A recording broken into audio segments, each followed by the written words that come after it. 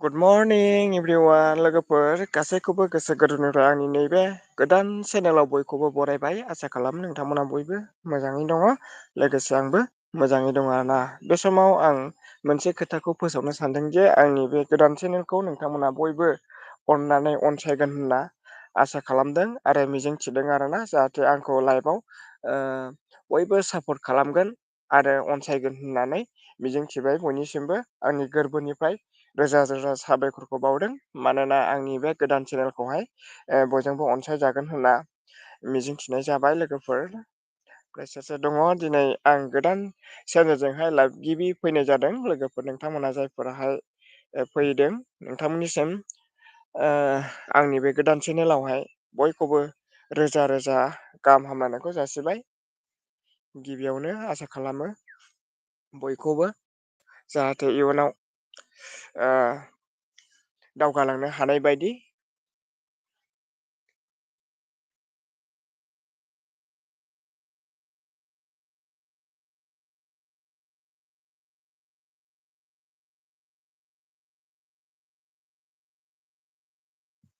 Comment श' जायाखै नामा? जासिगोन जायफोर दङ कमेन्ट हरनायलाय। जुदि कमेन्ट श' जायाखैब्ला कमेन्ट बक्सआव थांगोन आं। अल मेसेज एभेलेबेल।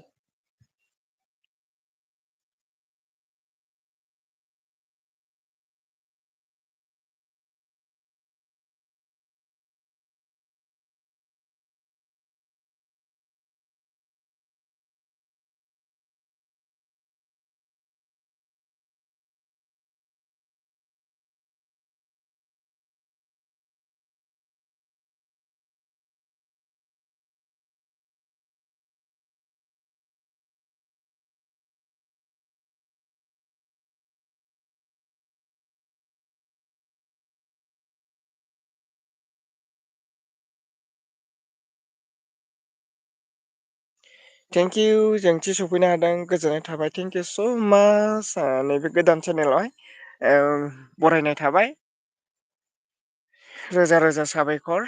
ओमफ्राय मा होनदों लाइक थब्ल'नो थेंक इउ सिरि होनदों। कमेन्टआ इंलिस जादोंना लाइभ जाबाय आरो होनदों। आं ट्राइ खालामदों जाबाय आरोखि ना। हगारबाय आरोना पारमिसन मोनदों ओंखायनो फैबाय। थोद नट बरिड एलबि जाबाय आरो होनदों। आदसा बे सिटिंआव जायाखै दाबो।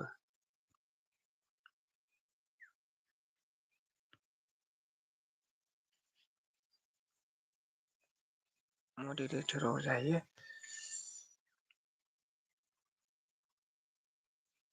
अके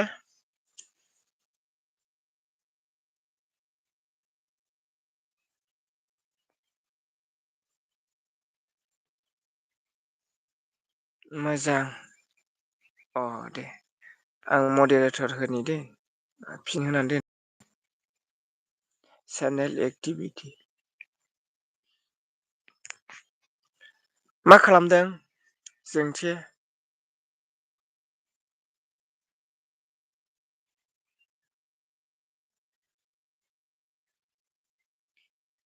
अके टाइम मोनबा होदोआ। इउ काम टु मि अके थेंक इउ। ओमफ्राय मा खालामबाय दङ दे जोंथि? फामि मा खालामबाय दङ नोङो मावजि? अके मा खालामबाय दङ गुड मरनिं। दिनै फार्स्ट टाइम फैनाय जाबाय ओमफ्राय गामियावहाय आरमंगल दङ बेयाव थांनांगौनो।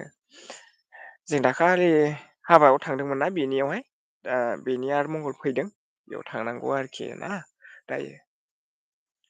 जोंथि दाखालि ट्रेक्टरजों जोङो डाटा जालांदोंमोन ना बिब'नि हाबायाव दा बेनि आथिमंगल दिनैहाय बेयाव थांनांगौ। जोंहा नेहा मेट सफैनो हादों वेलकाम नेहा मेट थेंक इउ स' माच। अबारथ' डलार्स होनदों हा ए थावजेन 1000 अफ डलार्स आदसा बे मेसेजआ बबेयाव दं?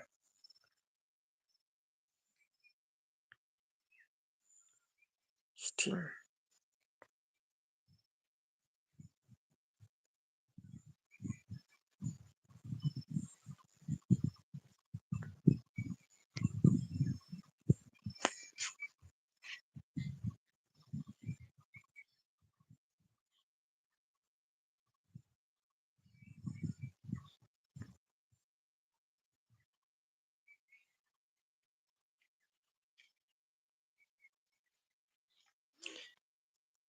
इंलिस लेंगुवेज जादोंना ससिया जोंथिना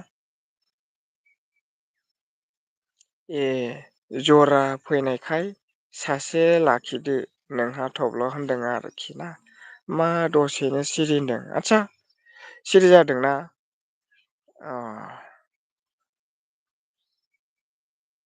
आङो बै माबा फैदोंना कमेन्टआवहाय इंलिस फैदों दे दसे बेखौ नायदों सिटिंआव जोंहा नैहिया मेट सफैनो हादोंमोन बे बबेयाव दं खोनाबाय एबारदां ए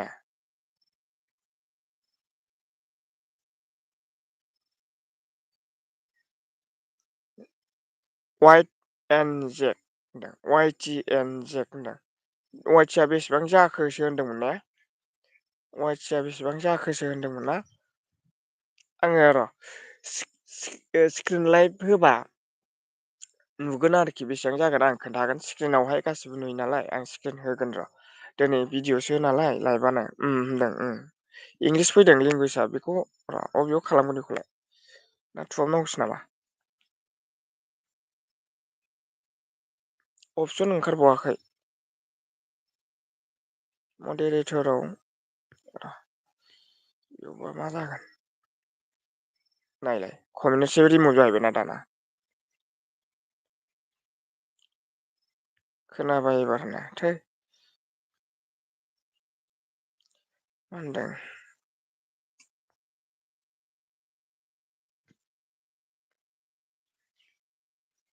डिलेट वान मेसेज 1000 हाइट ए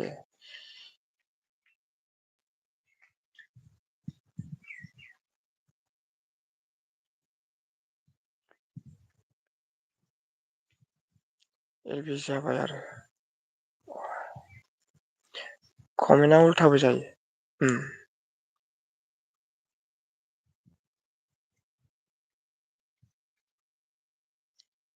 वान के अ अके अके लाभ इउ आइ आं मिथिगौ आं मिथिगौ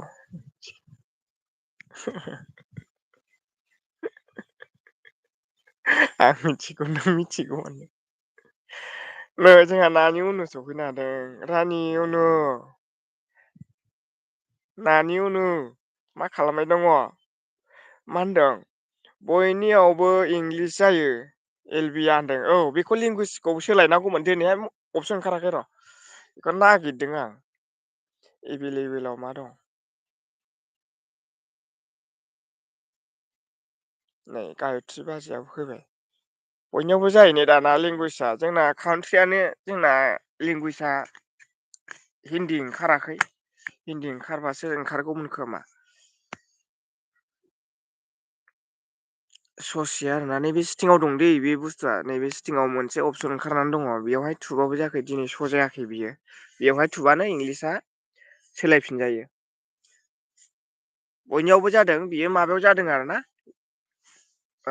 जोंनि बै केपाइद थुग्रा मेसेज बक्स अपसन बेयाव जादों आरोखि बेयो गासैबो नङा होमबा बेयावसो जादों ओमफ्राय मा होनदों जोंहा नानि उनाव मा खालामबाय दङ जोंहा गोजोननाय थाबाय thank you must welcome good morning ओमफ्राय माब्रै दङ हाउ आर इउ जोंहा नानि उनाव सिटिंआव अफ खालामदों ए सिटिंखौ आरोखि ना आं ए आं सानफ्रामबो अफसो खालामो दसेनो दसेनो इंलिस जायो होनदों डाइरेक्ट अट'मेटिक जायो आरोखि बियो नङा होमबा अट'मेटिकलि जाखायो बियो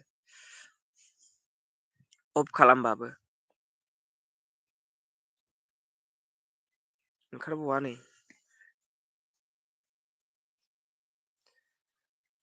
ओमफ्राय जोंथि थांबाय नामा?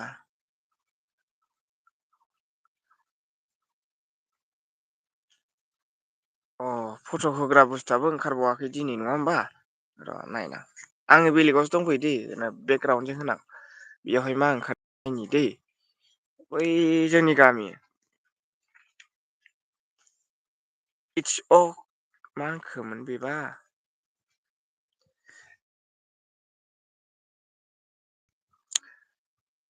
लाइकल' दे खामानियाव जा देनजारनो खामानियानो जा देनजार अ दे सारिका बाजार गोजोननाय थाबाय मस्ट वेलकाम नोंनिसिमबो लाइक होफैनायनि थाखाय गावनि बेसेन गोसा समखौ लानानैब्लाबो नुजाफैनो हादों ओमफ्राय नैबे सिटिंआव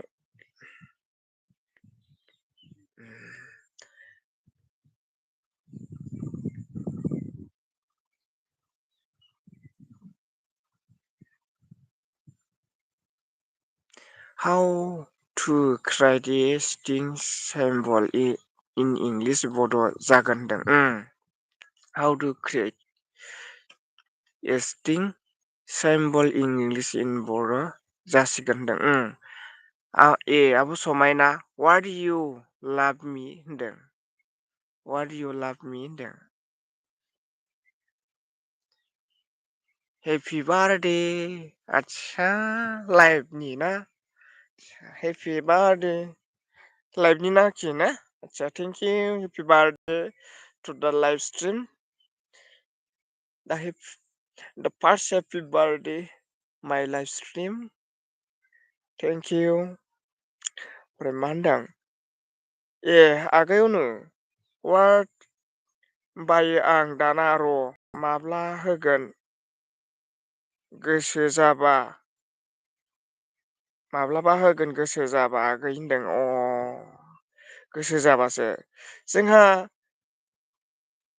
ममि नार्जारि सफैनो हादों बाजै मस्ट वेलकाम गोजोननाय थाबाय गिबि खेब लाइभ स्ट्रिमनि थाखाय रोजा रोजा साबायखर वान मा होनदों ए टु टेट्स होनदों आदसा इंलिस जाफैमारोथ' एल बि होबाय थानायावनो अफ खालाम इंलिसखौ होनदों सिटिंआनो ओंखाराखै नै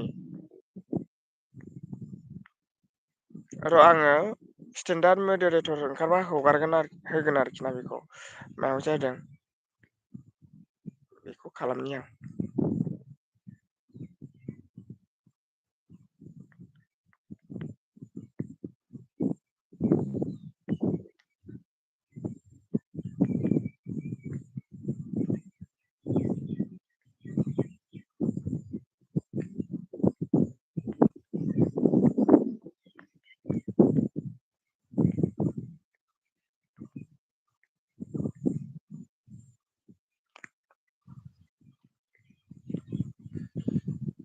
बेवहाय माबा सावगारि ओंखारोमोनलै ना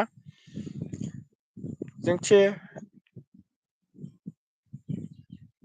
सरि बोरै जाखो बियो ओरै थानांगौना अके इटस अके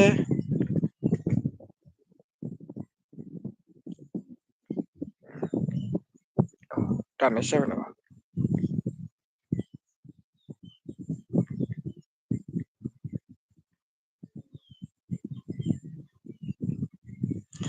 ओमफ्राय दे होमबा आंहा ना गुरहैसै ना गुरगोन दे ओमफ्राय जोंहा लाइक खालामहै होनदों हा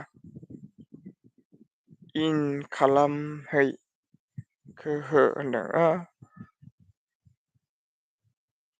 आइ am a very happy person दे होमबा होनदों जोंथि दोनथ'नोसै ना अके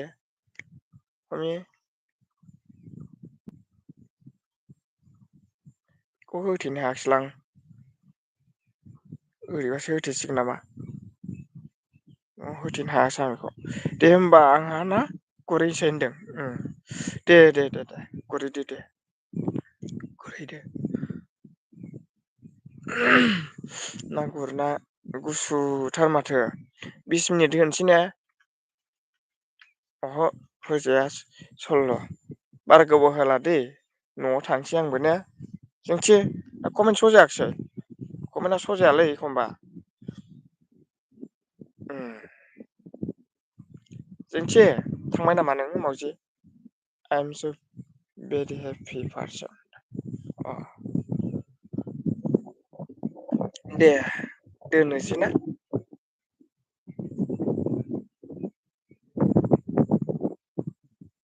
नैबेयाव मा सफैयो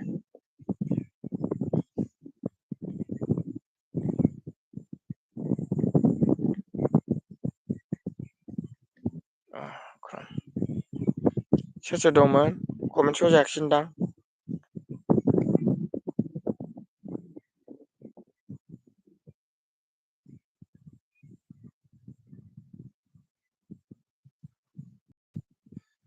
साबा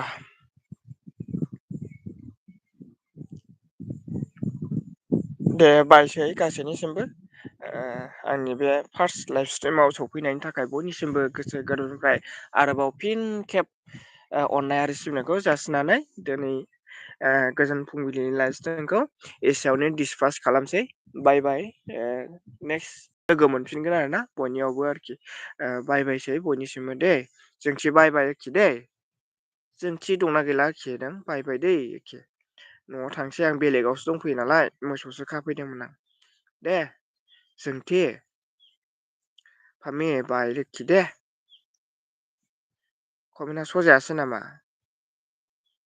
फामि कमेन्ट स' जायाखै नामा दे दे बाय बाय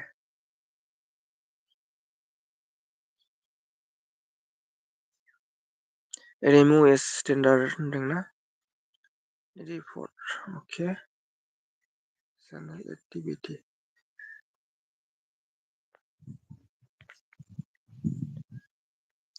दे बाय बायसै उनाव लोगो मोनलायगोन आरोखि ने बाय बाय अके